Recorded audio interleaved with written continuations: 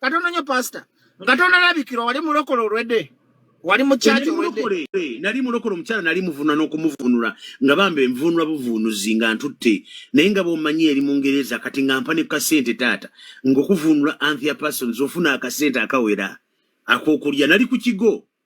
kya Pastor Robert Kanje ekikadde kabuusu wali ovunula mu katoliki sikutegedde pastor wali bakatoliki mwali balokole twali lokole naye twali tugenze kubuulira ewo musumba mu mita Martin alirweza kajansi ngao ku mazolidi ngao mukoona oba manyi ku mazolidi ngokira ngagenda erwezo jja kulaba ne kibangize nyumba ekyali ona ku lwaleero yagenda nambule wencha sebo ogenda olambule wao on your right ojja kulaba buza otuka gajansi buza ku mazolidi bajja kulagirira katujja kubanga agenda ku Serena togenda eri kajansi mu town okyamirawo ne kigo pasanga oloko kange ekitangala kijja nga kikwakira kakati mfuli eddoboozi that was my first encounter ddala nno yennyini kati ngenda nga ntidde ngamba pastor wange pastor Kayanja nti munnange nti ye naye nsazeewo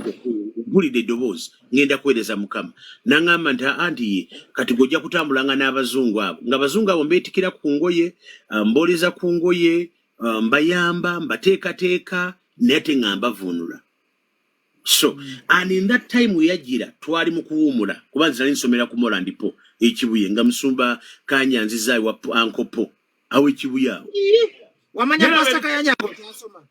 gwera baye bisajja kati wenava mu Kadogo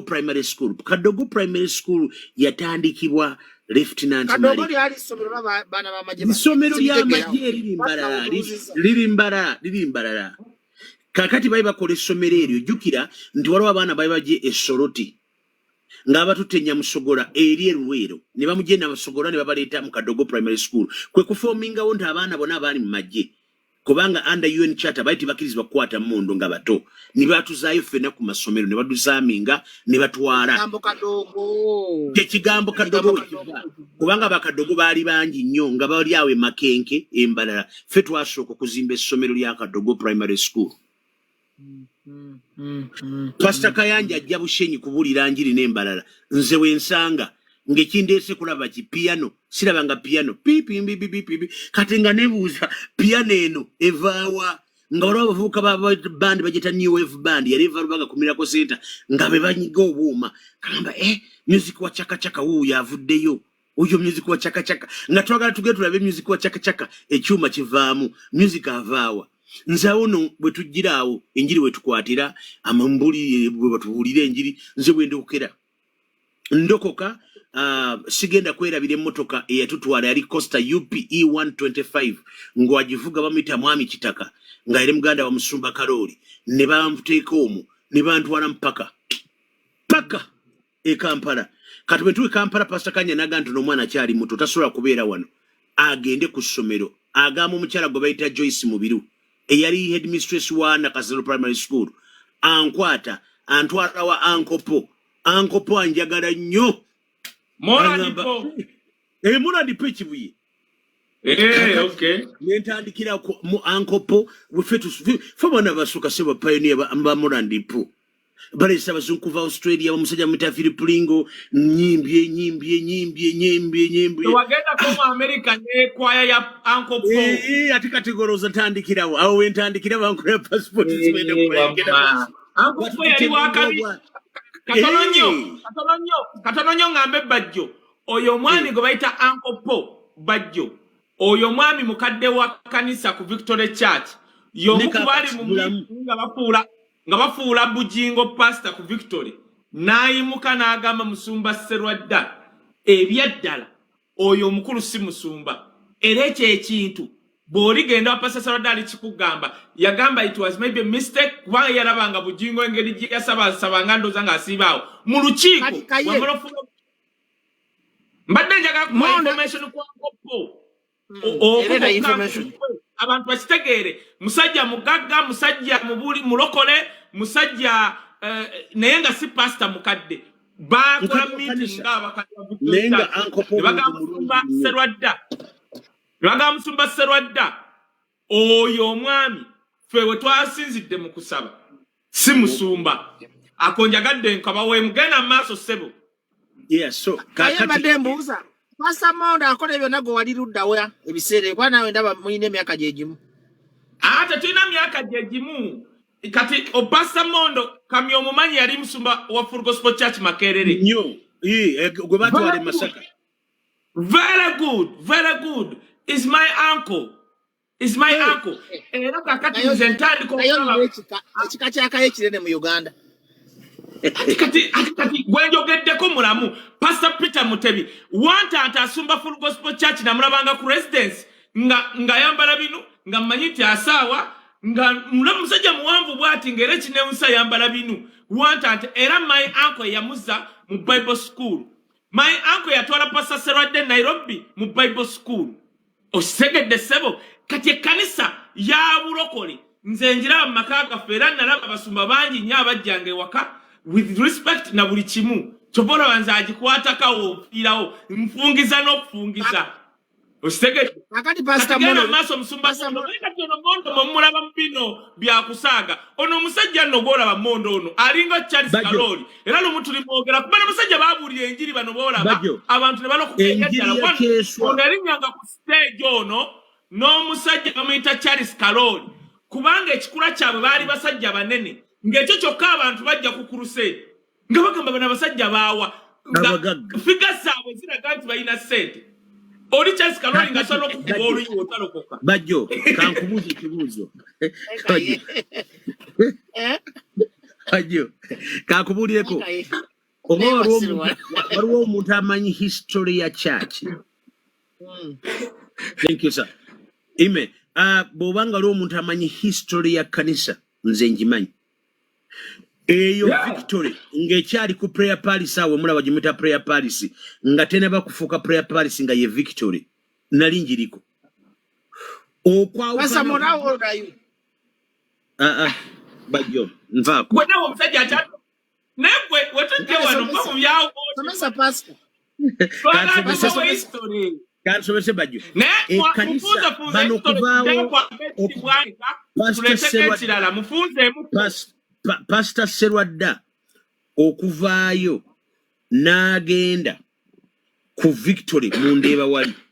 nga baawukanene Mukasa Deo Gracious gwe mwayitanga balabye ekkubo naliwo omwana ba Frank Lutaaya okuvaawo ekibuye okugenda waggulu batandika Soul Redemption Mission nali ntunula abadde mbuze emyaka n'Uganda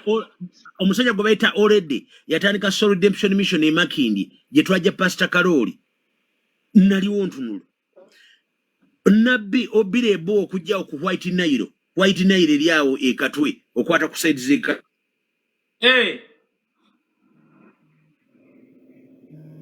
musumba ate netwaka Mondo netwaka kuno tedduka netwaka sebo soko okoma ogwo musumba nyina kyenyagala omubuuzaawo katono nnyo negwe omusajja oyo omulaba just kiri nti Mondo teyafuna budde busoma kati lwaki mulowooza nti mukulu emyaka gye yakulya mu kanisa anti yakulya mu kanisa alabika yasomera mu primary z'aba Kayanja naye omanyi omuntu okulira mu kanisa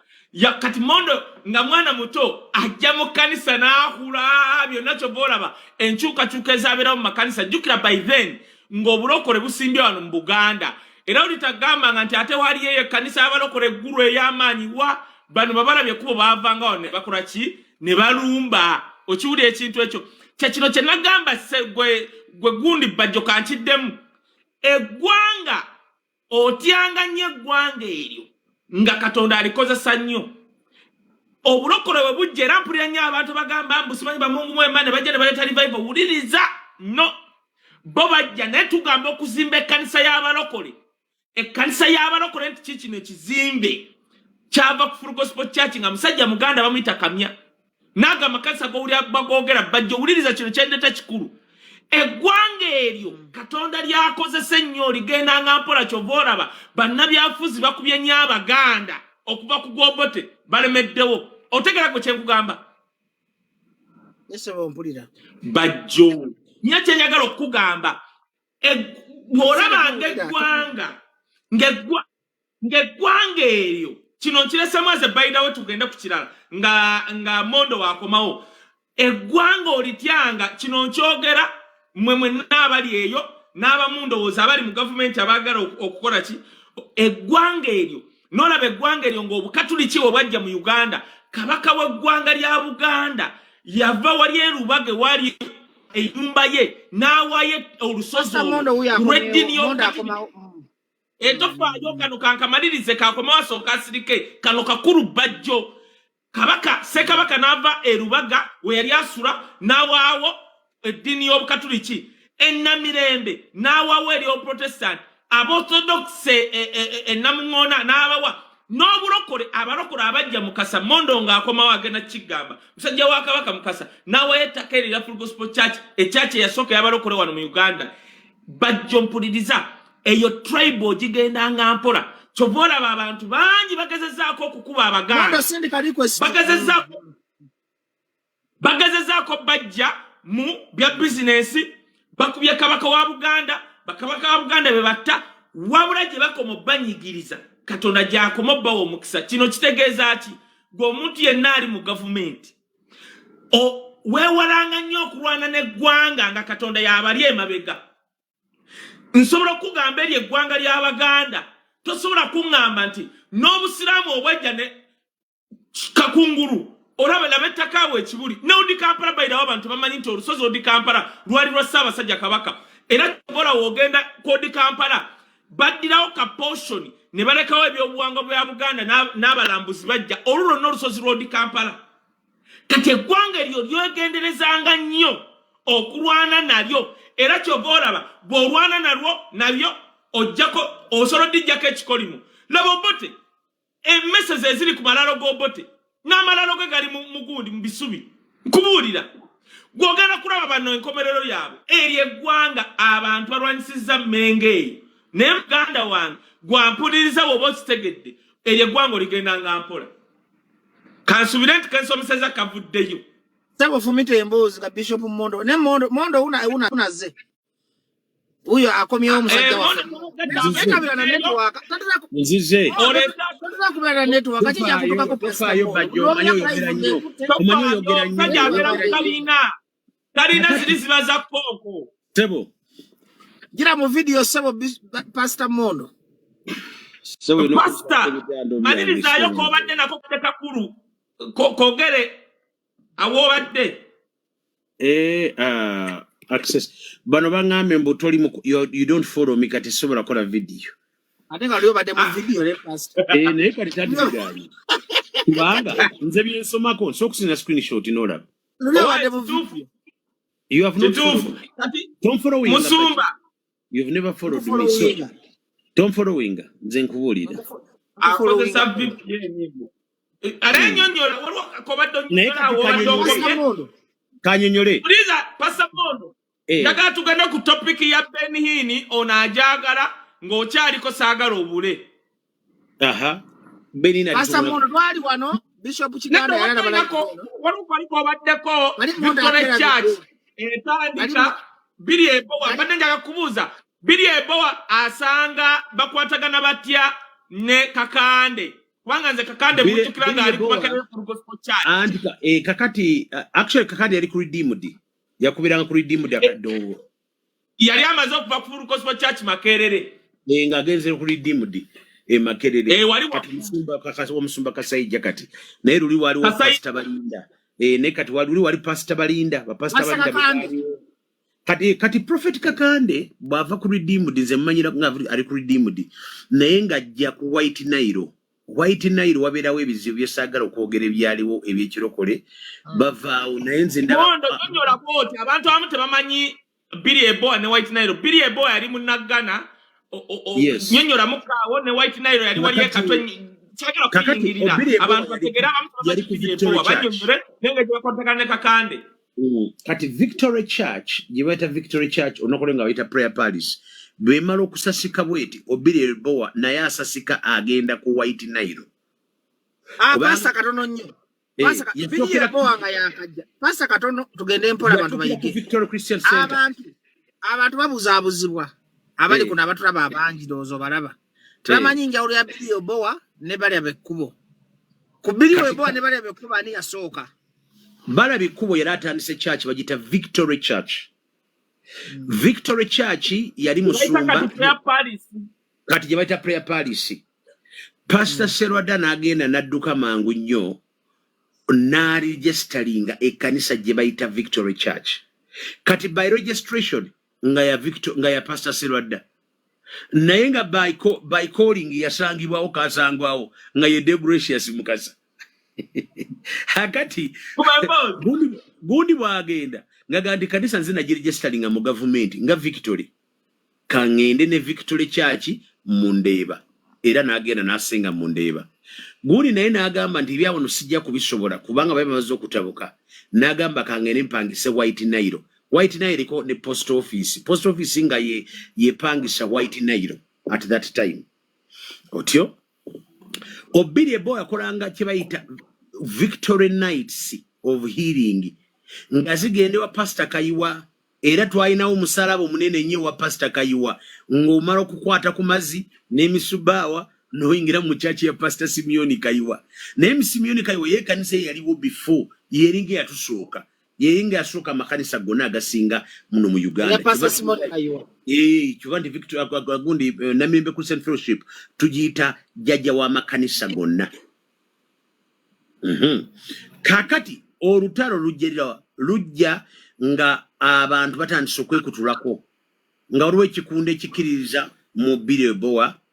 nga muli ne Kakande yatwalako obusamambiro ku maanyi ga Bireboa n'atwalako ngali ne mukyalo Bireboa yali nabbi wa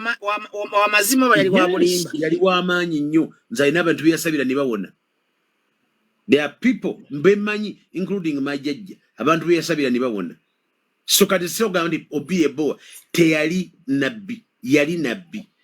Whatever happened after, it was not him. That was not Obiri. Naye Obiri nze gwe nalabako gwe nasobola okumanya yaliko amaanyi ga Katonda nga tanyenyezeka.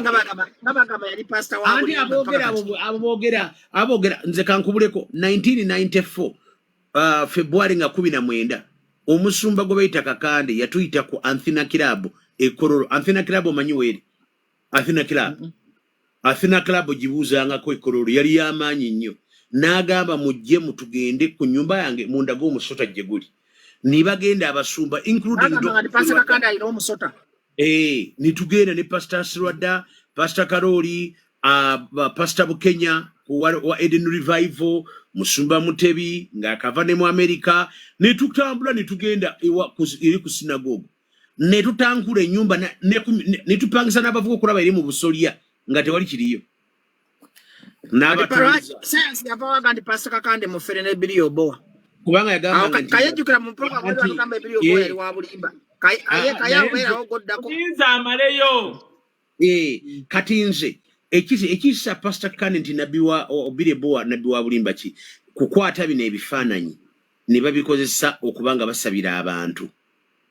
Okozesa ebifaananyi omuntu omufu tasobola kulokola mulamu. Omuntu omuvu tasobola kulokola omulamu. Kati tosobola kukozesa ebifaananyi by'omuntu ng'obitimba mu nnyumba ng'ogamba nti amaanyi gali mu bifaananyi ebyo. Omuntu omufu atali mulamu. Pastor Kakande kyakola. Ekyokubiri nti mu Uganda ekigambo kye bayita amazzi kalica y'amazzi nti mukozesa amazzi ekyo foundation yaffe teyiriiwo kubanga ffe foundation yaffe y'abasajja baatubuulira enjiri ennyo ate abaajikiza enjiri be bayitanga balezero. Lezero yali musajja mu Canada. Lezero yali musajja wa Full Gospel. Abasajja wa Full Gospel baatubulira nnyo enjiri era foundation yaffe esinga mu ngeri y'ekigambo n'okukula yali ku Lezero, Reverend Lezero. Yatandika Full Gospel. Abatandika Presbyterian mu Kisenyi mwe bazaalira ono omusajja omuzungu omuddugavu yaani oyo abeera mu Presbyterian Church yaani. Kati foundation yali ya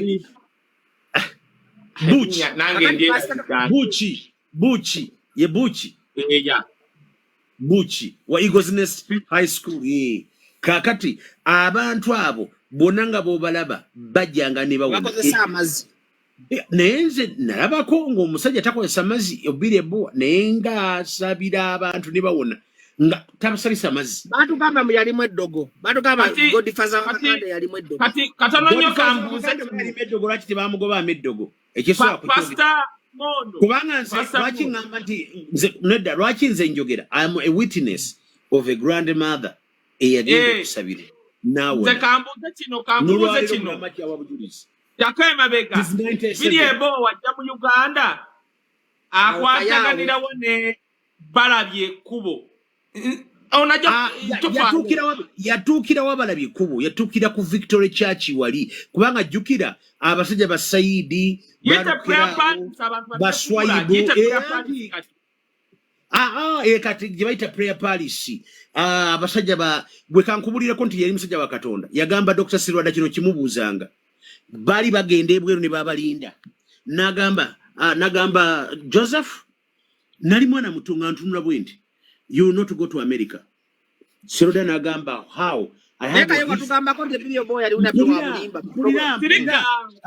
Bajjo pulira naawe wabiki kutakula mu mutwe oba oli mu biki soko ulira Bakati nagamba Sirwada namugamba nti Joseph you will not go to America. Nagamba kiki namugamba I will go. I have a visa, I have a passport. Nga byonna mutufu abirina. Sirwada natuuka ku kisaawe era mutunuulira ne bagamba waliwo omusajja gwe twekengera bamuyita simanyi zuguzu simanyi ava mu Arua akufaanana ate amanyi Oluganda sokodde ebbali bali bonna ne bagenda mu America Sirwada ne bamugyako passport ne bagitwala ku gundi eno awabanga passport control office bagitanga batya eno gye bakeberako sirimu ku Capital Radio weyasookera ku kizimbe ekyo atuukaawo ne bamuleka n'amala emyezi 3 gatana kufuna passport. After 3 months namugamba it is mistaken identity, you can go to America. After 3 months ebidio bowa otata wakakande yetata we wayi mukwano gwe simanyi yemenda we nti obanga yagana Sirwada kutambula agomanyi nange ngeyuunya ekitegeeza gwe ebidio bowa yakola ebyamagero byolabako kyovanga gwe tumuita wamulinda Madenga tetunakwagala genda ku topic ndala kanongoseemu bwoba badde ogoberera Musumba Mondo kyagambye puliriza ekisooka bonna abasinga si bonna naye abasinga boolabanga bannabbi ba bulimba baatandika bannabbi batuufu genda mu Bayibuli obala kituufu era omuntu asobola okufuuka nabbi w'obulimba naye ng'atandika nabbi mutuufu biri ebowa gye bayita prayer palace bamwaniriza gye bayita prayer palace kati saagala kubuza abantu n'abeera ku prayer palace nga ne Sirwada ali ku prayer palace gye bayita nga bagiyita by then Victory Church obutakkaanya bugwawo Sirwada ava ku Victory Church agenda atandika Victory Church nga Mondo wakunnyonnyodde n'agijesani nga bitya kanefuuka mu prayer palace ey'abalabye ekkubo. Now Sirwada yayina byagamba ebimu byatakkaanya ebyali bigenda mu maaso ebimu byagamba ebyali biri ebowa ne kati obutabuza abantu baaliwo biseera ebyo biri ebowa tumula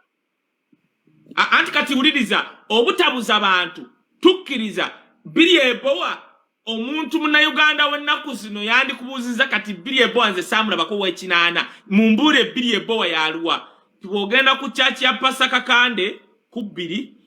ayinawo ndowooza kati engeri gy'abadde azimba lulinga ekipande kinene nnyo kiriko na biri ebowa waafa. This is true facts. Ewaabwe bo baali tebamumanyi nga Musumba baali bamanyi nga Musamize. That is factual. Nga bamanyi nga Musamize ekyo kimu ekyokubiri eggana zijja era bo beewuunya nnyo Abannayuganda abava e Uganda ogenda okuziika nga bagamba bagenze ziika pastor nga bo bagamba aluwa pastor. That is one thing. Ekyokubiri asobola kale okubanga yava eggana nga si pastor kale najja wano n'afuuka pastor kakati kale Katonda n'amukozesa. But what went wrong nti ekisooka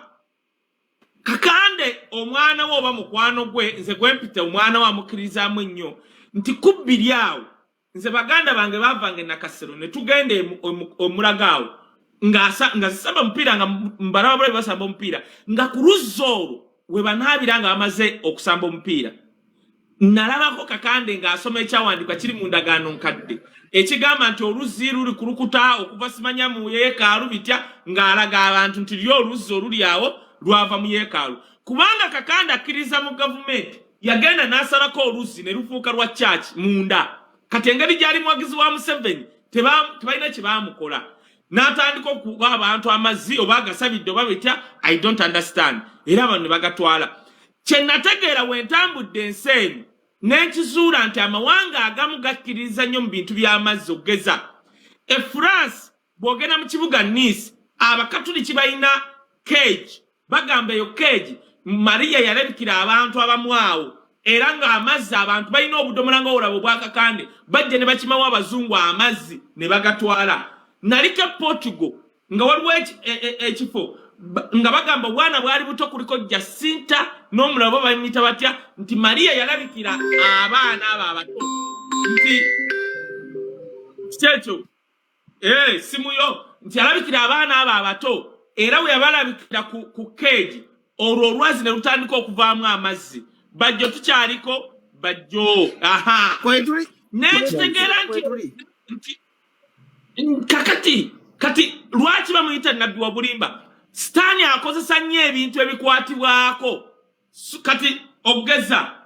nti okutta ekibumbe okutta ekifaananyi kina mazzi bitya kyokola Yesu yajja n'akyusa enjiri nga si yakuwa bintu byambala mu ndagaano enkadde abantu okusinzanga Katonda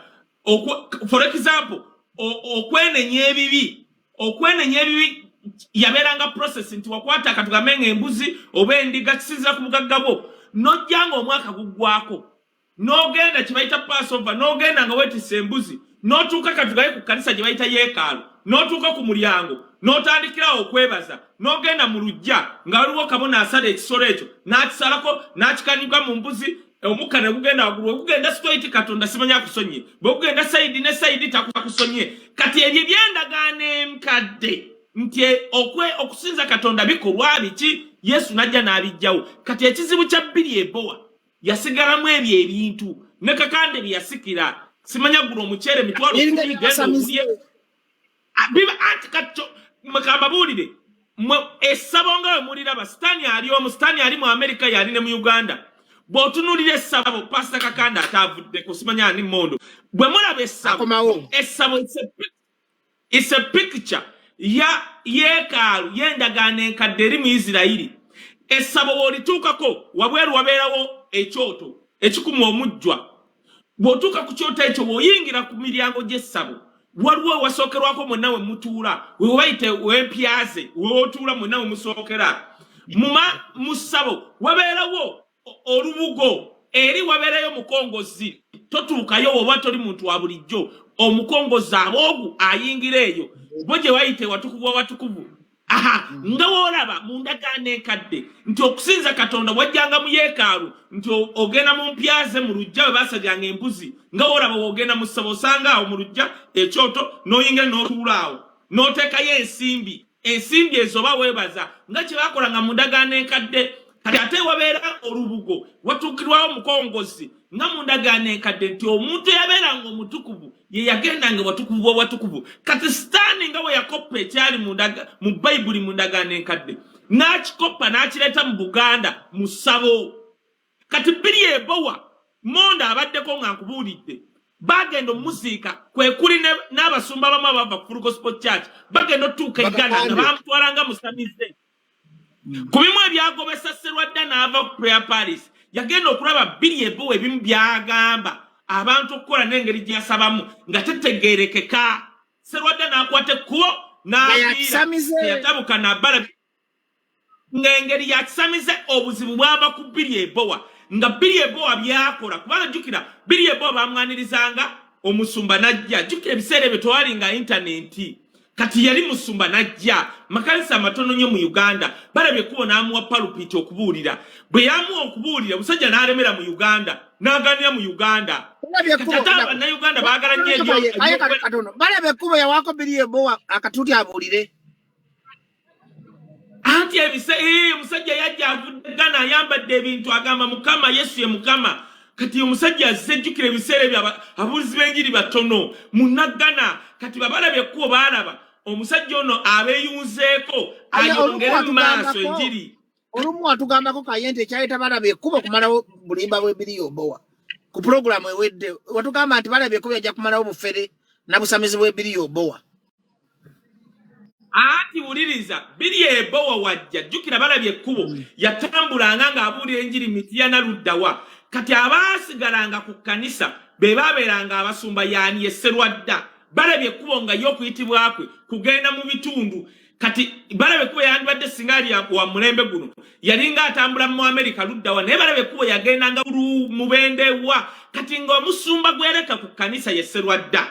kati balabye ekkubo agenda okudda ng'omusajja tavanga ojjukira bagendanga okubula enjiri ne bamala emyezi 2-3 mmeka ne balyoka bakomawo ng'omusajja tagendanga kati obuzibu bujja batandika ottabuka lwa biri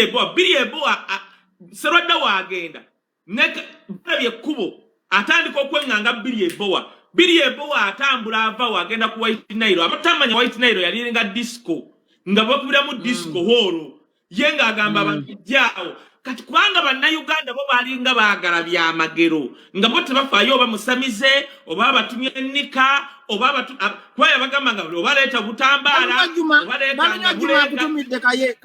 balunya juma akutumidde akajampu ka weekend eno ne ku Yidi balunya juma huyo kwa alise wauliza musiramu mkutivu akuuliza ng'agenda ku White Nile White Nile abatamanyi White Nile mugende katwe mbuze White Nile yabeeranga ludda bajja balagirya now kati biye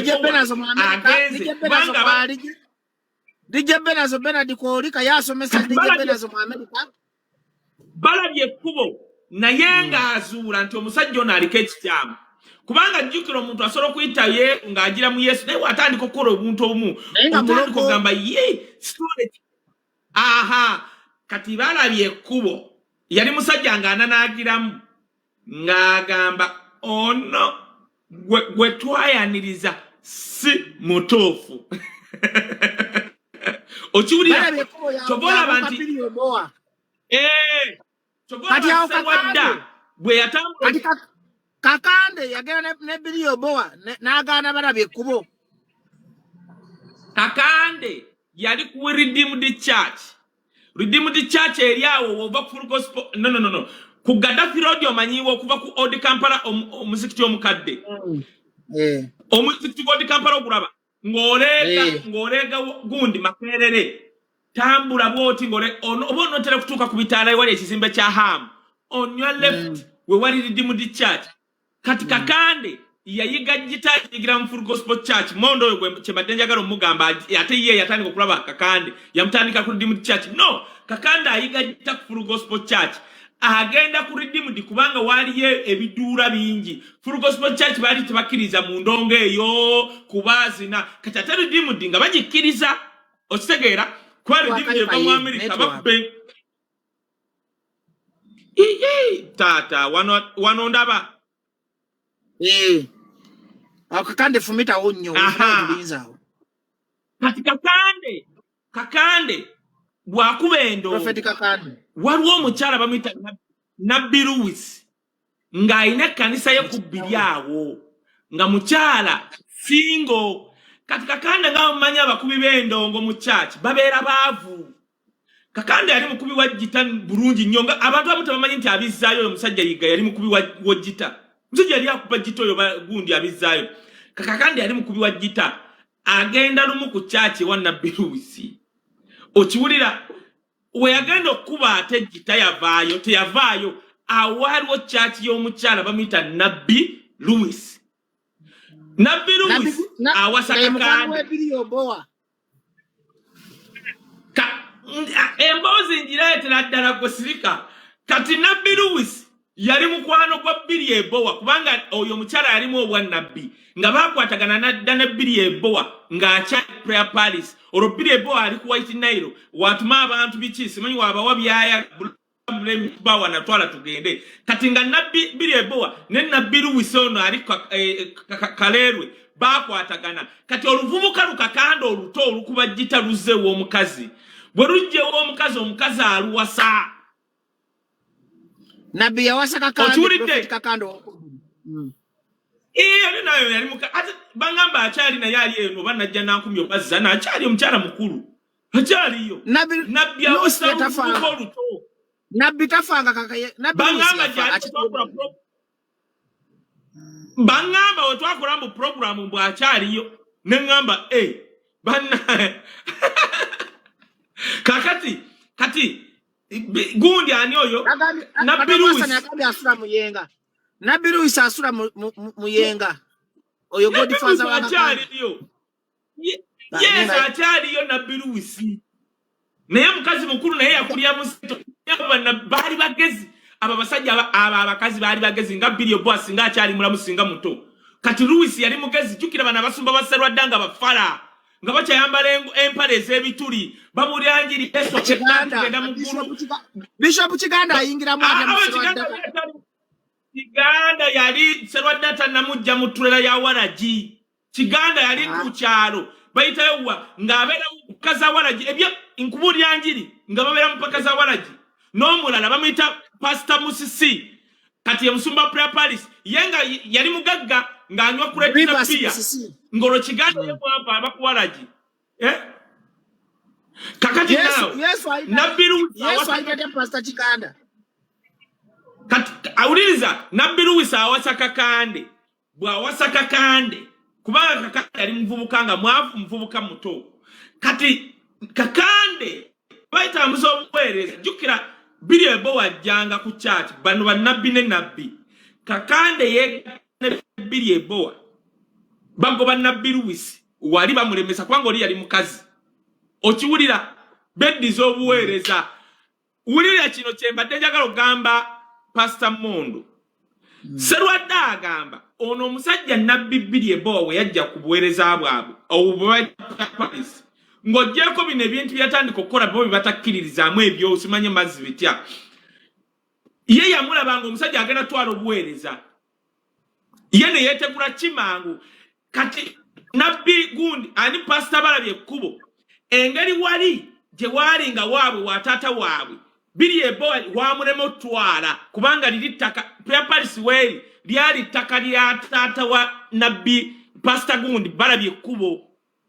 otherwise biri ebo yali agenda kutwalawo kati Yesu raddamu buuka agamba balabye kuno omusajja agenda kutwala kanisa ye balabye kuba ali mbya Yesu kubulira nyi Saturday ne yetegula nali jesalinga nawe tane victory balabye kuba akonda okugira bwati agenda okulanga omusajja kituufu ng'ojjako biri byalinga akole batakanya amufumula n'emiggo kati mpuliriza kino balabye kubo kakande we yegatta ne biri ebowa wali ku biri batandika okugaba amazzi n'ebirala balabye ekkubo ajja wali ebwayise atandika okubuulira enjiri abagamba bali ku byabe kwakakati balabye ekkubo ebyaddala oba mutavufu wa bwongo ogamba balabye ekkubo nti yali nabbi wa bulimba omusajja abuuliranga enjiri n'alekawo abantu ne bagenda mu makanisa n'atambula nga tabagamba kujja prayer palace bye bwe bwali obuweereza bwe buulira njiri tambula kyobola abapasa b'ebiseera ebyo baali baavu bo nga babuulira njiri egenda wa mu ggulu okiwulira muganda wange kyenkugamba Kaye is 34. He was born in 1990. Oyo nammanyi David Nalaika yogera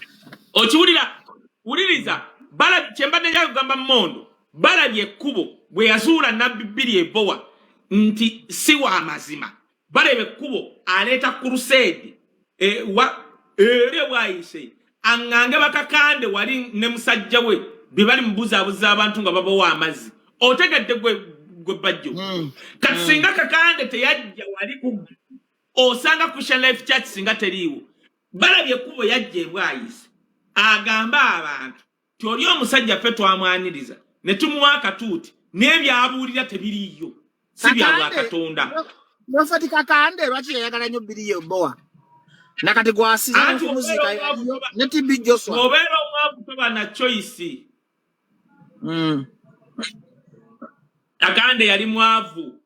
bana ngamba buli obwavu Kaye bagambye balabye kubo interpret of prophet John ebiriwe bowa balabye kubo yali muvuunizi wa John ebiriwe bowa awuliriza atoyo tamanyi ate omugenye yajja awuliriza kyenkunnyonnyola biri ebowa we yajjanga nga Mondo wakunnyonnyodde bana abazungu we bajjanga n'abantu ababidde Bulaaya eyabeerangawo ng'omanyi olusungu osobola omuvunula ng'omuvunula tekitegeeza nti nabbi balabye ekkubo nti yali wansi wa bbiri ebowa oluusi waabeeranga tewali muvunuzi ng'amuvunula oba nkyogedde bulungi omuntu yali omuvunuzi w'omuntu ensi gwemanyi Kayanja ali muvunuzi wa Kayiwa was an interpreter of Kayiwa ekyo kyekimanyiddwa nga Kayanja muvunuzi wa Kayiwa era Kayanja yajja ku crusade ya gundi ono Osborne nga yalina okuvuna Mondo yakugamba ya musajja munyoro nga alina okuvunira Osborne Kayanja alinya katutu yavunula Osborne omusajja makati g'okubuulira enjiri yali abuulira Katonda n'ayogera naye ne yeeyambula bw'ati esaati gwe Bajjo omanyi okweyambula yeeyambula bw'ati ekintu kino ekitengi n'asigala gundi n'akyambaza Kayanja nga Katonda yamugabe n'amugamba God has told me ekintu ekindiko nkikuwe okubola Kayanja teyaddamu kuba kyekimu naye yali muvunuzi an interpreter etegereza Kayiwa yawa Kayanja amaanyi Pastor Osborne mujja genda mu Google mutekemu Pastor Osborne omusajja ali mu America ng'akola enkuŋŋaana zaalinga gaggadde kati ye yali azze mu Uganda kuwulira njiri ng'akola crusade abantu ne bajjula 10 yali alina omuvuno yali gayi owa munyoro Osborne yawa Kayanja era omuvuzi wa Kayiwa amaanyi yes yamugamba Katonda ŋŋange kyennyina kuwe ne yeeyambula ekitengi bw'ati Osborne n'akyambaza Kayanja awo nkutegedde kaakati ssebo ebiri obowa omulogo John obiri obowa yali omulogo yawa Kakande amaanyi kati biri obowa kati Kakande wamala ofumbirwa Nabbi Lewis teyafumbirwa mbu afumbiddwa mbaga mu kyaki biki kati abasumba babiwulya buulizi nti omuvubuka abadde akuba jjita kaakati ate akoze bitya jjukira oli mukyala mukulu simanyi bitya kati nga Lewis abasumba baali tebakkanya ne Lewis bye yali akola ebyo jjukira omulembe ogwo omulembe gwali muzibu nga tekuliko masimu bitya naye nga bakitegeera nti musumba waawali yeeyita Nabbi n'ebyakola bikyamu kati Lewis yabeerangawo nga bamusosola nga bagamba omukazi oyo atuula bw'ati alinga Katonda omukombe ebigere okola ki Kakande n'agendayo wuno ayogedde oli Osborne bamute T.L. Osborne Pastor T.L. Osborne wuyo agambye yeyayambaza tuddeyo ku mulama gwa Lewis kubadde gunyo anti mbadde mbagamba T.L. Osborne yeyayambaza Kayanja n'amugamba ekindiko nga Kayanja interpreter wa Kayiwa Katonda ngambye ekikuwe Kayanja taddamu kuba kyekimu natandika okukola crusade mu world over nja kujjako lumunku nga tunnyonnyola nga buli live gye tukola nnyonnyola crusade bbiri nti kiki ekyali mu Philippine Kayanja kino ne kino nja kikola kati nawe tuzzeeyo eri kati Kakande wagenda wa Lewis Nabbi Lewis abasumba baali bamuboola ng'ali awo emulago ewali kakati kyaki ya Kakande nga byakola tebabikkiriza naye nga mukyala ali awo alinga musamize nga baakwatagana dda ne obiri ebowa kati Kakande we yagendayo yali mukubwa jjita abeera mu kanisa ndowooza teyalina waasula we yagenda teyava wa mukazi tamuwasizza omukazi tawasizza Kakande obwavu bubi Bajjo kati Kakande ebintu bibiri Kakande oli omukazi Kakande ng'alina amaanyi g'ekisajja amalungi yalina amaanyi ga kisajja nga Lewis alina oba gaaki kubanga sijja oba ga bwa Katonda ng'agaterekamu nebiri naye ng'ono Kakande ag'ekisajja agakola ki kubanga omuvubuka abadde asula mu kyamu kigambibwa nti amaanyi Kakande yagajja ku Nabbi Lewis amaanyi Kakande gakola nakyo nsobola okukikkiriza lwaki nti Kakande yasooka kusemberera Nabbi Lewis nga tannasemberera Billy Obowa jjukira Billy Obowa yali ŋŋoma nnene ng'ayogera ne balabye ekkubo kati ng'ono ate mukubi wa jjita bamusangewo omusajja wattu Kakande yasooka kwegatta ne Lewis ng'ono aleese emmanyi gamu ono waliwo ayagala okutereeza mu mukkiriza tusooke tukoleko oyogere ngabira nayagala kutereeza toleeta muntu awandike buwandiisi nkwegayiridde kale yogera awandika kyayagala wona omuleeta wano asobola bitabula abantu anti kati bo baba baagala kugira now kati Kakande bwe yali owa Lewis atandika okukwatagana ne Billy Obowa jjukira Billy Obowa talina ttaka wali apangisaawo kati ndowooza ssente zibula ajje wakakanda mugamba kino ekintu solo kyetika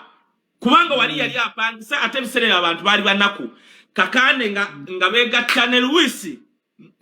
kakande nga yegatta ne Billy Oboa nga bagoba wo mukazi ku kanisa ye kakati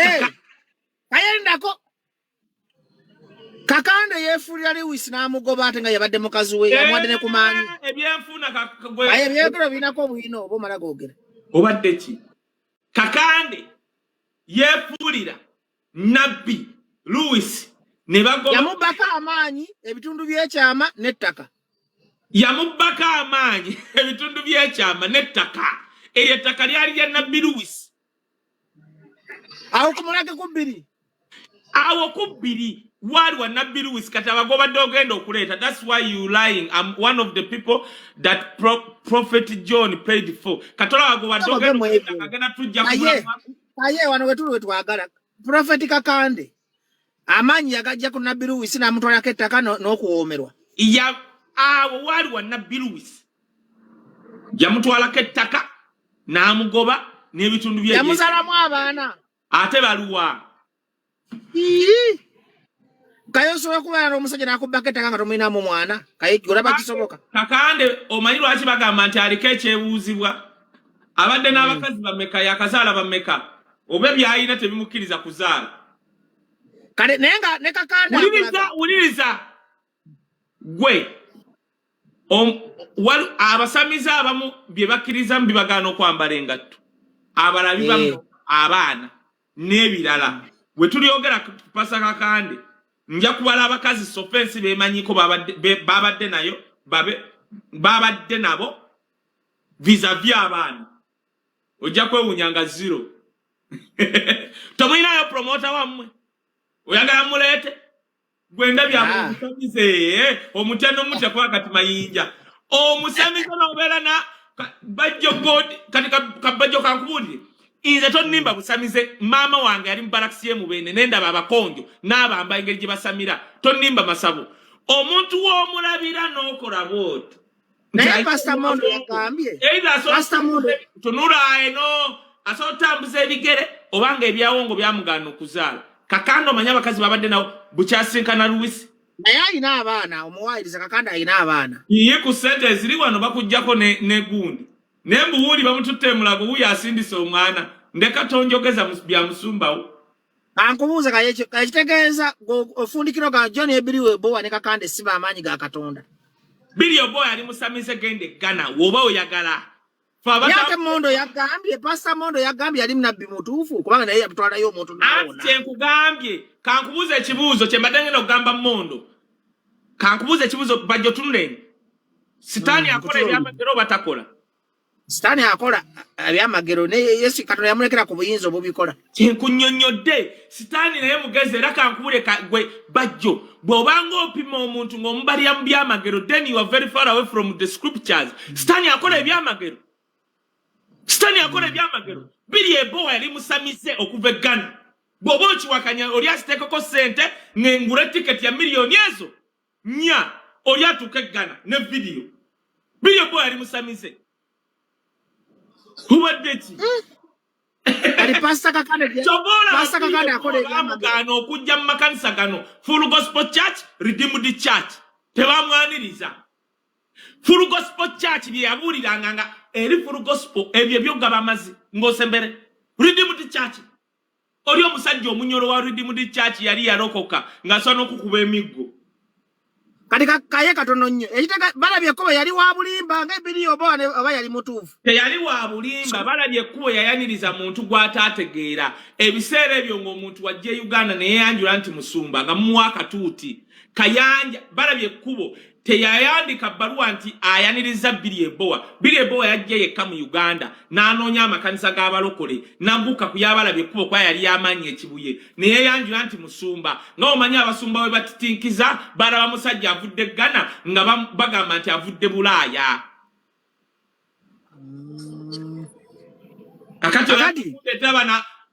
kati abamu abaagala okujja wano basabi ba Kakande nze sikuba Kakande nze katono nnyo Kaye katono nnyo kati balabye ekkubo yafa nga ategedde nti Billy Oboa atabadde pastor mutuufu chobola yamulwanyisa najja ku bbiri ate Tibbi Joshua ne Kakande nga bakwatagana ne brother Roni. Anti kati bonna boolese bafu. Kakande mufu. Oli Roni Chovola naye mufu nabbi wa Bulimba ne Tibbi Jeswa. Bajjo gamba brother Roni wa Bulimba. Wa Bulimba nawe tobimanyi naawe oyagala ate nkuleetera ebizibu. Roni wa Bulimba. Tibimanyiso. Wuliriza. Roni yavaawa. Kati gwe buuza yavaawa. Omusumba yenna atayina nga muvubuka nga Roni si musajja mukulu nga tayina musumba we yamusumba gwasola kwogera oyo musumba wa Roni akyekunyonyodde wuliriza akyekugamba musajja gwe obadde ki osobola okuleeta omuntu nti wava Kakande nga toli wa Bulimba oliko ekikyamu lwaki ogandi Kakande wa Bulimba olwa John biri obowa oba olina by'omanyi biri ebowa ne byemmanyi Kakande agaba amazzi Kakande yatugamba nti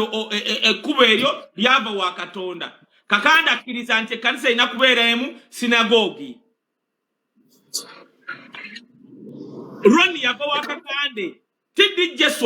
Jeswa genda mu Nigeria olabe ekiriyo genda olabe abakazi be bazudde be yazaalamu be yakozesanga Tibbi Jeswa Emmanuel TV genda olabe nojiggala nno kakati baagala jiggala byakola nze obuzibwe by the way Mondo alina nekyabadde ayagala okwogera kyenjagala okugamba Kakande abasumba bakuŋŋaana kiri Mondo kyayogedde akyogedde bubi abasumba be bajja Kakande yabayita it's true era wano Kakande muwa respect bw'abayita n'abagamba bw'ati n'abagamba va ku by'omusota ebyo bya kisiru yabagamba bw'ati mwalimu John Mulinde si John Mulinde ono yali omusiraamu yani John si Bungi John Bungi Umaru I don't remember Umaru Serwadda but okay njabajjukira abalimu Kakande n'abagamba lwaki mugamba nti ndi wa Bulimba nabbi wa Bulimba ne bateekawo obujulizi bwabwe bwe bateekawo obujulizi Kakande n'agamba bw'ati mbadde nsaba mummwe mwerondemu omusumba mulekere ekkanisa eno agisumbe okumala ebbanga bweriti nga nze wenneetereeza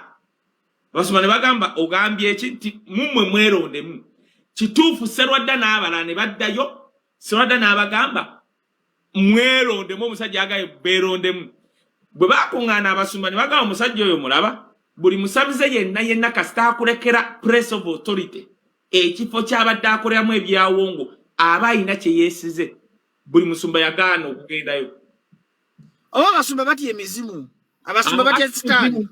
olaba Kakande yabagamba abalekedde kankubuulire gwe togendanga mu kifo kye bayita press of authority nga tomaze kwambala maanyi toyokyanga essabo nga tomaze kwambala maanyi gwe Bajjo ebintu bijja kukuba ogw'eddalo omala gambala kati Serwadda bagamba beerondemu n'abalanga we bakola ki nga bwe bajja okitegeera ekintu ekyo kati abasumba because of their reason buli omu n'agaana ekyo kyo kyemmanyi ebyennyumba bali abaagenda tekwaliko Serwadda baali baagala kulaba ku maka ga musajja kubanga Biden yalina ssente enjiri ya Kakande ne Billy Boy ya ssente tunda by'olina leeta byebyo nga bali tebabikkiriza ogamba muntu kutunda poloti y'embu kugireeta Mukama kakati ebyo nabyo byogera nga brother Roni wali oba brother Roni azebo nabe Billy Boy baze kugwa brother Roni yadita naba naawe yakajja brother Roni bakamalo mwambaze ekintu bambaza byambaze bambaza byambaze kintu brother Roni naawe ngo brother Roni bamwambaza kintu ekitegeeza Kaye musamale yogamba nti Billy Boy yali wa Bulima balebe ekkubo yali omutuufu ekitegeeza abasumba abatambulira mu mukolo gwa balebe ekkubo batuufu ye Serwadda Kayanja Kayiwa Ssennyonga Kakande brother Roni Joshua kanongosemu ne kakano ne kino ndabye Mondo akyogera manyi abadde ayogera bingi naye kano kamulongoose ekkanisa ya Kayiwa si yasooka mu Uganda by the way Kayiwa yalokoka mu jansanvu Serwadda yasooka Kayiwa okulokoka naye lwakubanga Kayiwa engeri gye yeetwalamu n'engeri ya kisajja kikulu osolo gamba obulokole bwatandikira wuwe Professor Bijjawa mpuliriza I want to correct Pastor Mondo just for kwa wedda ayogera nga waliwo byenjagala ayiseewo nga bituufu nga singa omuyingirira bijja kuba ate obedde omuyingirira Pastor Kayiwa Professor Kayiwa yali yasoma nesia kiringanga olaba Michael Chaze wa Mega Healing Center musajja yasoma engeri gye yeyisanga muntu mukulu naye nga musajja muto ali myaka ndoza nga nkaaga kati Kayiwa alokoka mu jansanvu nga giri makati serwadde alokoka we back kati ate nekirala eyo si ekkanisa y'abalokole esooka mu Uganda Full Gospel Church ekkanisa y'abalokole yasooka mu Uganda Kayiwa wali wataata we diru ateekawo okusaba kati just wakwanga Mondo njagadde mutereza mukatono manye ajja kuddayo akole notisize bulungi Kayiwa ya bakubuuziza bagambye Kaye abakatuliki bakozesa amazzi nabo babulimba buli akozesa amazzi Bible tegaba nkokozesa amazzi Kaye bali babatiza na mazzi onyumanda balekole batunyika mu nnyanja ne tusaba mu mazzi muliriza baptism si kigambo kya luzungu baptizo is an Hebrew word actually baptizo muliriza nkunyonyolenze I'm a student of school of ministry baptizo kitegeeza bakukwata ne bakuteeka mu mazzi amangi ne Yesu bamuteeka mu mazzi amangi Bajjo wulida Yesu bamuteeka mu mazzi mangi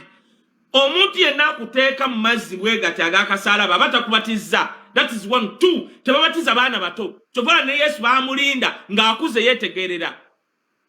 that was the culture y'okubatiza akasalaba Catholicism obukatoliki butandika ddi obukatoliki butandika Yesu yamala dde okugira okufa n'okubeerawo bitya Catholic watandikanga an institution ekyo nakyo oliba oyagala nkikusomese ng'obufuzi obukulembeze to bring an order oyagala buyemba njagala ntankule Kaye yagala nti obulokole bwasooka obukatoliki Kaye obadde obulokole kikaye gwe Bajjo obulokole bwatandikira ku Yesu obukatoliki omanyi omwaka gwe wajja genda kwata essimu yogamba when was Catholic obukatoliki bwatandika ddi tekawo n'obusiraamu bwatandika ddi obulokole mu Uganda dini kye yasooka Kaye wuliriza kati ngenda tugende mpola obukatoliki n'obulokole kye bayita obulokole bwe bwasooka wabula mu Uganda obukatoliki bwe bwasooka ati kunnyonnyodde obulokole butandikira ku Yesu butya Yesu yasangawo eddiini y'Abaroma kati mpuliriza n'asangawo n'eddiini y'Abajju eya sinagogi baji bayita eya Musa sirika nkunnyonnyole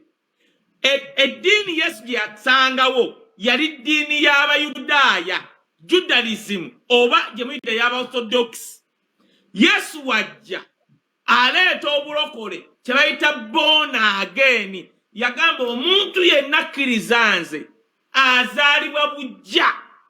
ekigambo born again wekisooka okuwulizibwa to be heard mu matu g'abantu Yesu ne babuuza Yesu kyogamba omuntu asobola okudda mu lubuto lwa maama we n'addamu n'azaalibwa Yesu n'abagamba asikyentegeezezza okuzaalibwa mu nsi ey'omwoyo obulokole n'obulokatoliki kye kisooka bulokole Catholicism bujja we after what is the meaning of Catholic olaba abo kati babuuza mugende mu Google obukatoliki Yesu eddiini gy'asangawo bagiyitanga ddiini y'Abayudaaya ye yabeerangamu yeekaalu ennene ne mubeeramu ebigundi ewatukuvu wawatukuvu ng'obukatoliki tebuliimu ekyaliwo bakita Roman Empire era obukatoliki tebwasooka kano obukatoliki bwatandikanga Roman Catholic omanyi kye bayita Roman Catholic nti obukatoliki bw'Abaroma kati Orthodox ne buva ate actually abantu abatakkiriza Buyudaaya kwe kutandikawo n'Obu-Orthodox kyobola waliwo Obu-Orthodox Obugriisi Obuyonaani waliwo Obu-Orthodox Oburussia Aba-Orthodox balina ekitebe abamu abava e Russia n'abalala abava e Buyonaani nkiddamu kino kyokka ky'obotegeera mu byenjogedde. Obulokole n'obukatuliki kyekisooka kye bayita Christianity. Bajjo soko ntunulire Bajjo obukristaayo kasooka nkubuuze obusiraamu n'obukristaayo kye kyasooka mu Uganda mu nsi. Busiraamu. Bajjo ntunulira Bajjo soko ntunulire. Yesu ne Muhammad ani yasooka ku nsi? Yesu. Kati waba Yesu yasooka ku nsi nkubuuza obusiraamu bwatandika kwani? Bwatandika ku Muhammad. Kati abamanyi olaba ndo obusiraamu bwe bwatandika ku Muhammad. Bajjo soko ntunulire soko linda okusoma soko ntunulire kino kikulu. Obusiraamu bwe bwatandika ku Muhammad ate nga Yesu yasooka Muhammad. Lwaki ongamba nti obusiraamu bwe bwasooka obukristaayo mu nsi? Yesu obukristaayo bwe bwasooka kuba ne Bible yasooka Quran. Very good. Bible olaba ntino byenjogera kati okitegedde kati wulira kano obukristaayo Bajjo soko ntunulire kuyigiza kano Christianity obukristaayo bwatandikira ku Yesu n'obusiraamu bwatandika ku Muhammad. Yesu yaliwo 600 years nga Muhammad tanakujja. Obusiraamu bwajja luvannyuma nnyo.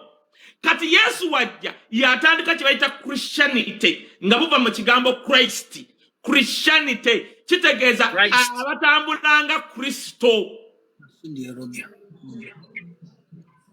Bannange mpuliriza toleeta bano banna wode agala kuleeta bakakande wano leka tuyigiriza abantu Bajjo wulira Christianity kitegeeza abalinga Kristo. Kati Yesu wajja yatandika obukristaayo ng'ajjawo eddiini y'Abajju ne Roma. Kati Abaroma gwabadambuza ebyobukatuliki. Abaroma baalabanga okufuga ensi eno tosobola kufuga nsi nga tokitabudde na ddiini. Kaye yogera bulungi etegeeza eddiini ebiriiyo tuli mu byakifere. Yogera bw'otyo gye buli eddiini gyeri eddiini gyeri wabula abantu abagikozesa obubi be bakyamu. Bw'oba osobola okubeera mu bukatuliki n'ofuna omukisa n'ogenda mu ggulu amiina. Bw'oba osobola okuyita mu busiraamu n'ogenda mu jjana amiina.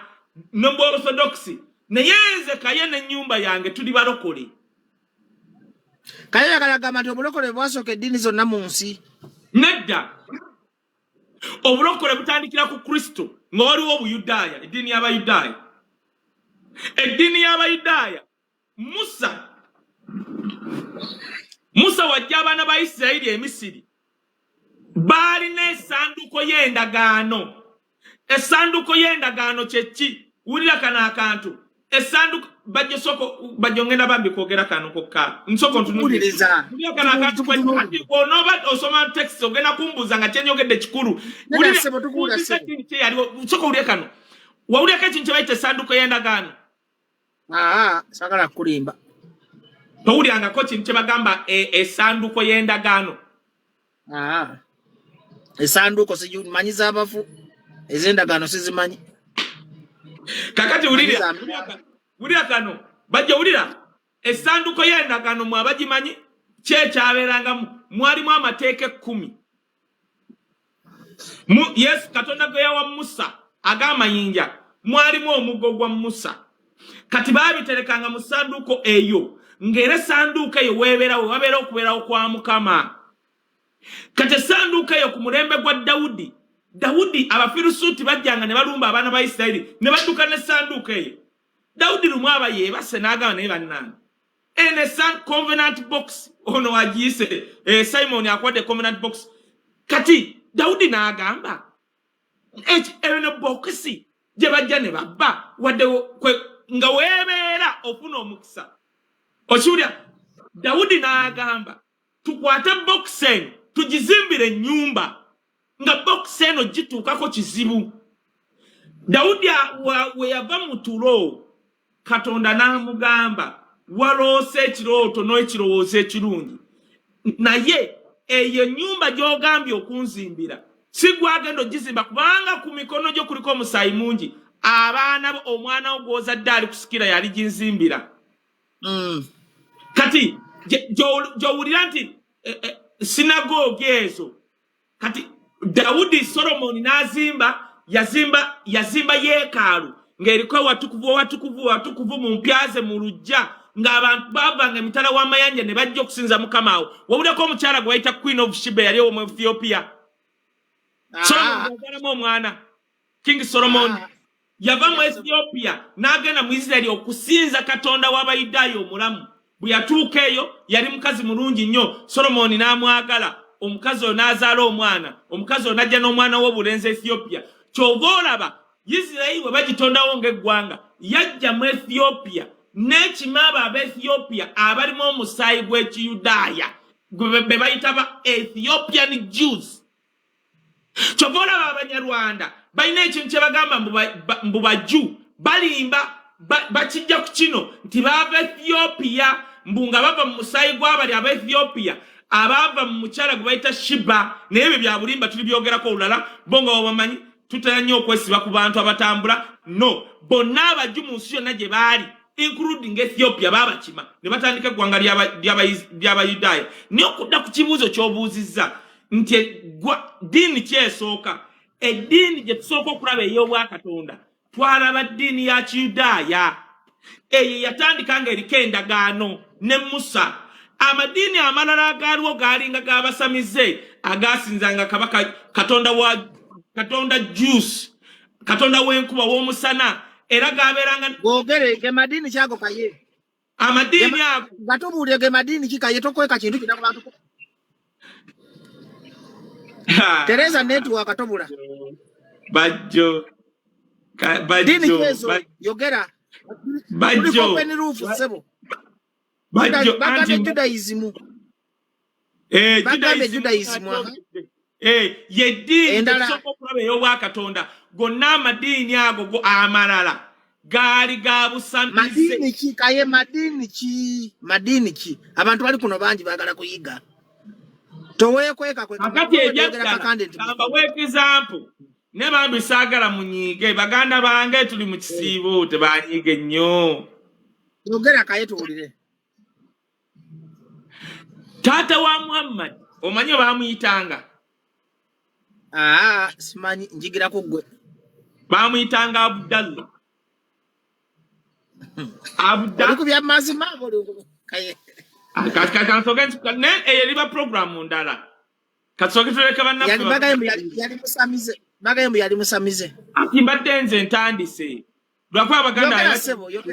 nti taata wa Muhammad baamuyitanga Abdallah ekyo ekigambo kivuunulwa omuddu wa Allah omuddu wa Katonda Allah tebamuvuunulamu kirala aba Allah kyagala obisobye sisobola taata mpuliriza gwe muzeeyi Allah aba Allah mwe ab'omulembe guno mwe mukireeta ne mukivuunula obulala nakati taata we wa Allah Abdallah bateesaba olulala tukitandikireko awo ekyo kati lwaki otya nga kakande tomutidde kakande lwaki otya Kaye kakande nga tomutidde lwaki otya Kaye ososola waze kwogera mazima nkugambye ekyo njagala oleete tusomese abantu nkugambye eddiini ezimu ezaaliwo nga jjukira waliwo Isirayiri ndoza wa Isirayiri wandibadde oyogerako naye musomeeko olabe talina buzibu wuliriza muganda wange abantu boyagala okuleeta ano bakakande ono si wakakande anti wulira boyagala okuleeta wuno agakaye bakunoonya ku CPS Kampala tolaba oyo wayasama bakumuntu abalalu naawe kati atandise okuleeta ebyobulimba musajja ngamba wali zime bajalawo mitu joint sesame Isirayiri Bajjo nga tanakuleeta boleeta wulira kano labayo bino ebintu byenjagala abantu bayige 1 tuyize okomye mu kkubo lwaki okomye mu kkubo ngenda kujja lindako tuyize nti Judith babirye Abedi bwanika mwesibirako bwerere Abedi bwanika taberanko musumba wa babirye that's 1 2 Abedi bwanika talina musumba tebatulagayo nti musumba Allah is Arabic God Allah is Arabic God stone or rock that later was called Kaaba ndozo uli abo bakutandise naye eriba topic indala nze nja kuwa ebintu guno omutwe guno gwali agundi matamutali mazzi ne seriraka kati Kaye nga towekubidde dini kyentuufu gye tuba tugoberera bw'olaba nze nkunyo gwe yenna ayagala osobola okubeera mu busiraamu n'ogenda mu jjana osobola okuba mu bukatuliki n'ogenda oba gy'ofunira omukisa naye nze Kaye n'ennyumba yange ndi mulokole nze Kaye lwaki oli mulokole kubanga bayibuli egamba ti buli akkiriza nze Yesu n'abatizibwa okubatibwa kye kimazzi amangi aligenda wa obanda te mindset yabyogere kubanga agamba gobitidde bajja kusalamu nga tuli ffenna wano mindset lindako tukomewo twogere ku bakatonda basatu wano katonda yaawe katonda Allah ne katonda ani awo oba Hindu katonda ali omukaye waliyo katonda omulala kumugabuza bantu katonda yakuwa ye katonda yawe ye katonda omutuufu Jehova Yeira Jehova Nisi Jehova Rafa njagala gamba abantu nti bw'olabayo musumba w'obulimba tekitegeeza nti obulokole buvuddewo abo basumba mulaba e Kampala batono nnyo ku basumba abatuufu katonda be yateekawo n'olaba oli musumba ng'ayogera ebyobufuzi ku pulpit ng'avuma Bobi Wine oba avuma ani abo mbaleke abo tebakiikirira bwa katonda naye Bajjo tuyize ne kino nti wulira Bajjo tuyize obukristaayo bwatandika ku Kristo Bajjo wulira kano obukristaayo bwatandika ku Kristo n'obusiraamu bwatandikira ku Muhammad ne tulaba nti Yesu yasooka Muhammad okujja 60 years Muhammad n'alyoka ajja Muhammad yajja luvannyuma kitegeeza obukristaayo bwe bwasooka obusiraamu ekyo kituufu ekyokubiri Kaye awo wetujja otandikira nti obusiraamu n'obukristaayo kye kyasooka kino mu kitegeere nti obusiraamu bwatandika ku Muhammad n'obukristaayo bwatandika ku Yesu Kaye kyotubuzabuzizaamu katonda ali omu ate bakyo bayita basatu Allah ye katonda Allah ye katonda mu Luwarabu ye katonda yakuwa ye katonda omu we have only one God just names ezawukana Allah tabangako yakuwa ye yakuwa Kaye kyo kama basiramu bona bagenda mu muliro nze simanyi gye bagenda naye nkugambye tujja kiraba olulala ulira ono mbu Jesus was Arab kakati oyo kati omuddemu otya naye kakati kiri nti Allah tabeerangako yakuwa Allah linnya lya katonda kayina watobuza abantu Allah bakyusa lulimi nedda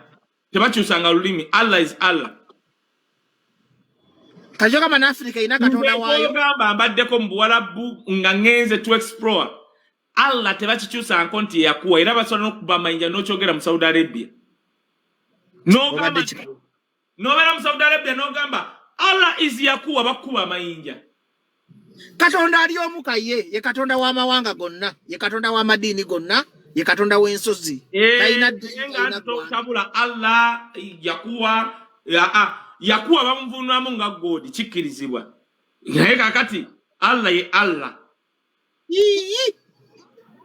Kaye otubuzaabuza weka tusuza nga tetwebasa Allah tebamuvunula aba Allah era kino kye nkugambye sura nakyo taata wa Muhammad bamuyitanga Abdallah kakati ne kankivunule ekitegeeza Abdallah kitegeeza omuddu wa Allah kakati ekibuuzo taata wa Muhammad naye tutandikiraawo twala eri Pastor Kiganda kana wotidde okigambe brother Roni kakande why is there no Christianity in Israel mugenda kupejja enkaye wisdom mujja kulaba nga ndi mu Israeli nga ndi ne makanisa g'aba Israeli mujja kulaba bw'otuuka ku peji yange ebyo bya bulimba nti mu Israeli teriyo bakristaayo obadde ki Kaye mwanji togere Pastor Kiganda agoberera nnyo programu eno yagamba tawalananga ku Pastor Kayanja leeta obujulizi era ina statement gye wakere y'obulimba ndi Kayanja bamutekako ebisi yagawula okuba tawagira government ate nga government yemwe supportinga Kayanja negenda ku mikolo gy'abaana be nebeererawo Kayanja kwegamba nti Aina milioni 10. Boletanga ekintu kyonna nti Kiganda yali awayiriza Kayanja oba yali amuvumye. Ekisooka kanda nga temuli kutyobera nga temuli kuma. Era nagamba Bajjo kantandike yenga Kiganda abeera ku njiri ey'amazima tawayirizanga Kayanja wabula musajja ayagala Katonda akolerera ggulu nga gwe bookolerera eggulu. Bajjo Kiganda wagamba ngokuwase Kiganda tasobola kuwa muntu milioni 10 mu bulamu uliriza enda sema Kiganda ina sente bunirako Kiganda ye muntu wanakuwadde muyimbi milioni ejo bye nkugamba nze mbaddewo Kiganda era ke Kiganda wagambanga njagala oleete kino kwa milioni 10 nga njagala Kiganda aleete ka video ngali akutte milioni emu ng'agiwa omuntu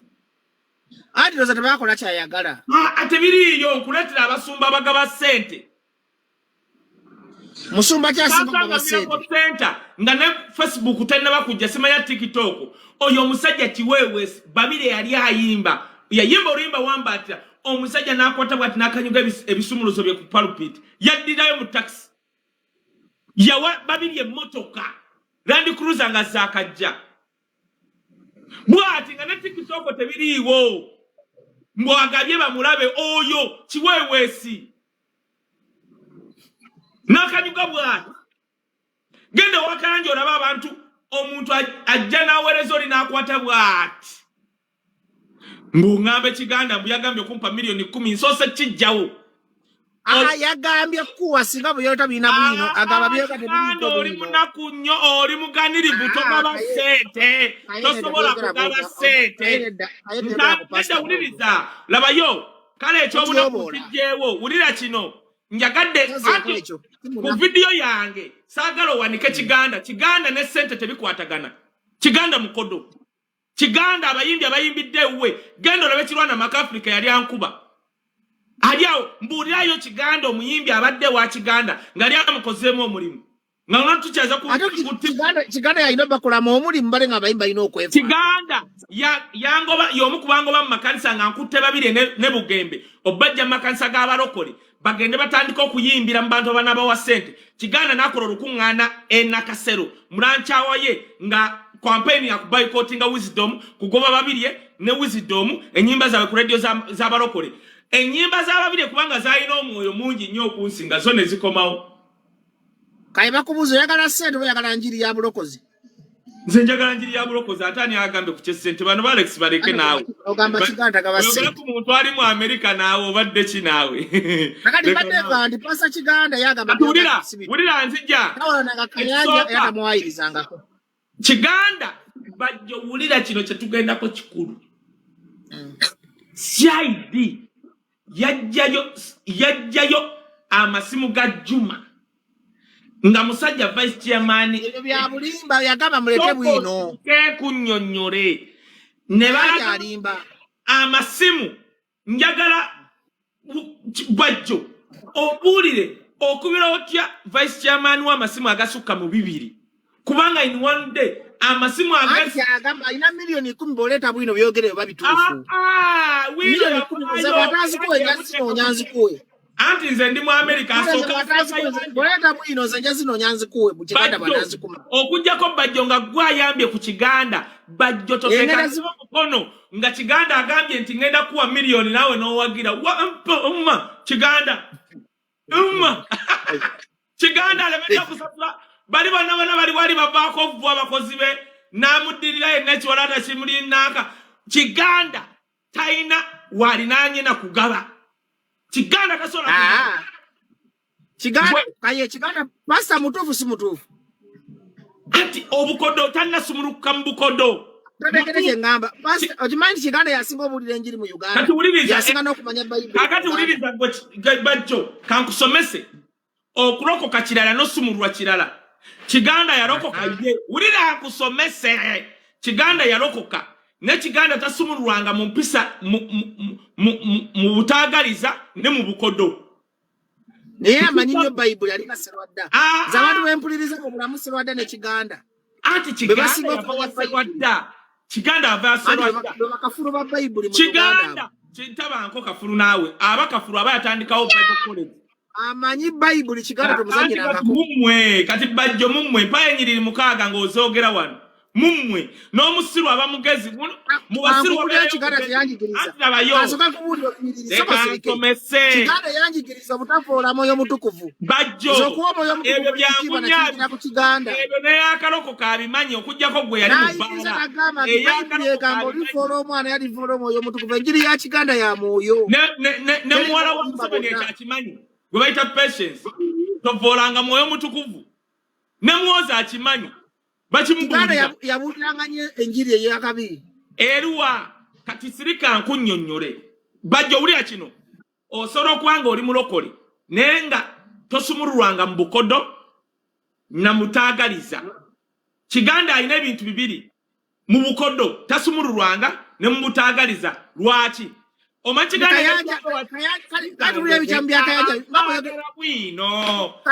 Omachiganda engeri gyavaamu waserwadda nyaga nebichamu bya Kayanja ngabo yogere bya Kiganda topayo tukyali ku Kiganda yasimbyewo sente ne nkugamba toddira sente zisembereza Kiganda ye olaba yekuba kenjawulo gendo laba abana beje basomera abana be twati muwanga emirimu lye Kiganda yavumanga fo bagenda mu disco ng'abana basubira mu disco ababikolo me bayino bamanyo yagala mbajjeyo abana sebeza wano gwe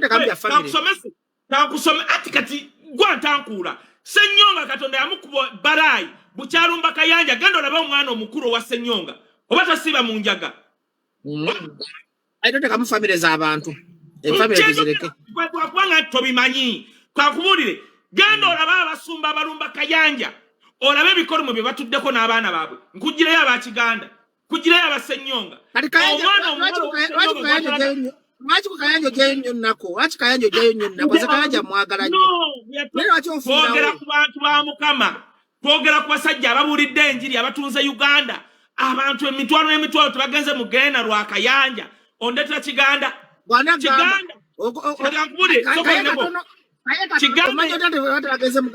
ofuze Katonda okumanya batagenze mu Gena bagenze mu Gena bawuliriza ati wefude Katonda omanya abantu abazuukidde kale kankubulire Kiganda ulya kano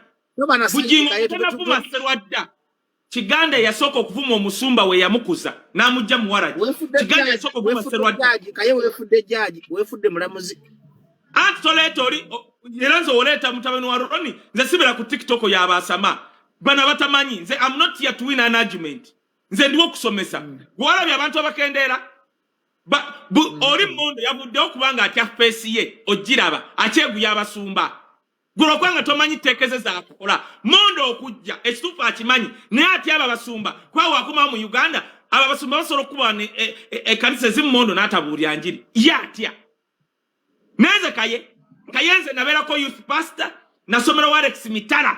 ku school of ministry nengena Bible school ya Victory nina baruwa ezo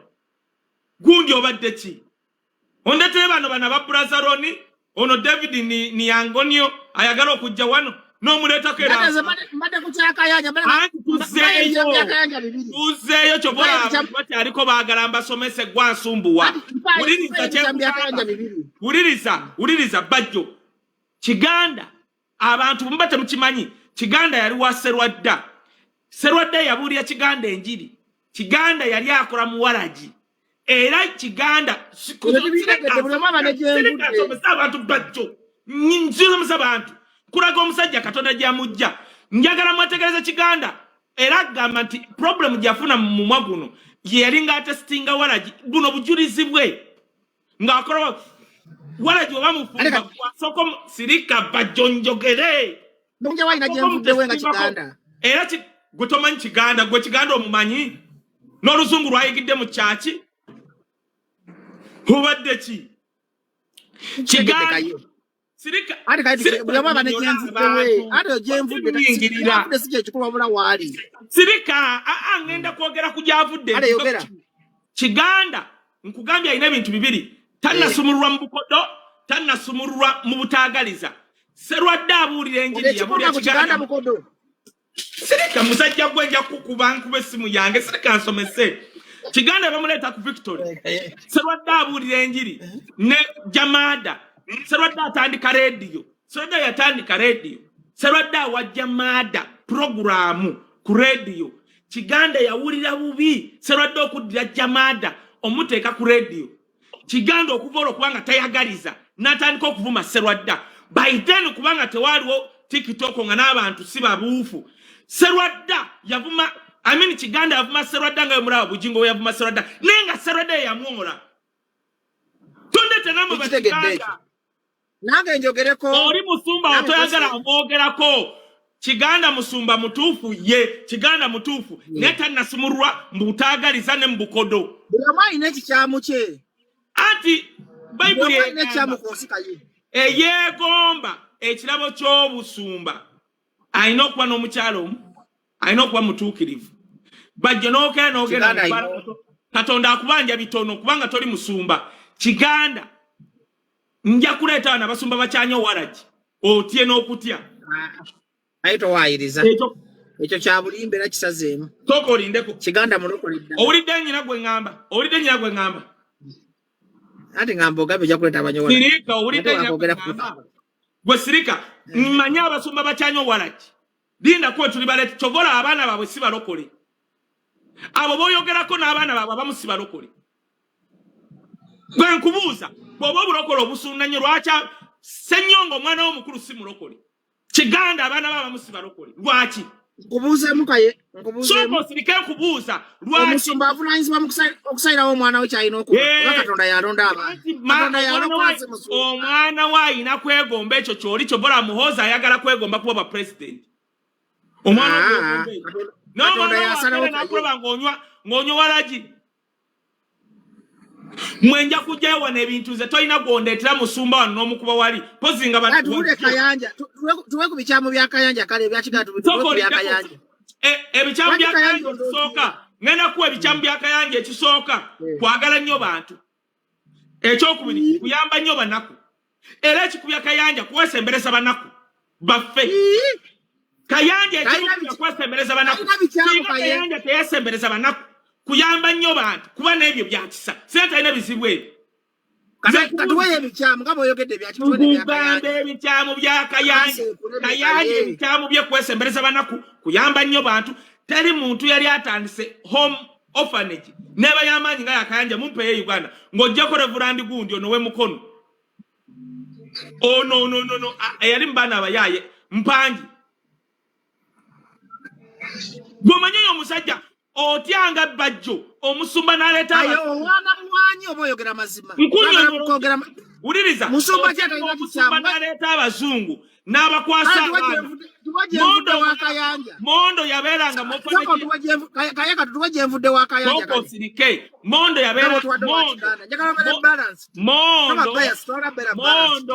yabeeranga mu orphanage za Kayanja nga basimba n'abasumba n'abazungu nga baba sente Bajjo kino okimanyi lwakwesiriwaza njagala ogende mu makanisa g'abo abasumba nga baleese omuzungu bamuteeko n'owa poliisi Kayanja ogende wa Kayanja n'abazungu n'obasangawo n'obeefasa kankuweyo omu nalabye Exodus nga ayogera ku Kayanja singa teyali Kayanja oyo Exodus teyandibadde n'oyo muzungu yamuzaala lwaki mukuba abantu ababayambye Mondo mulabe Mondo agambye abazungu ba Kayanja be bamuwanga sente Bajjo kimanyi Bajjo teyakubye naye mu ngeri gyeyogedde nga eringamu ereeta kutula njagala nkubuulire omukazi eyazaala Exodus yali mukazi yamujja Kayanja muzungu omukazi abayimirizawo Mondo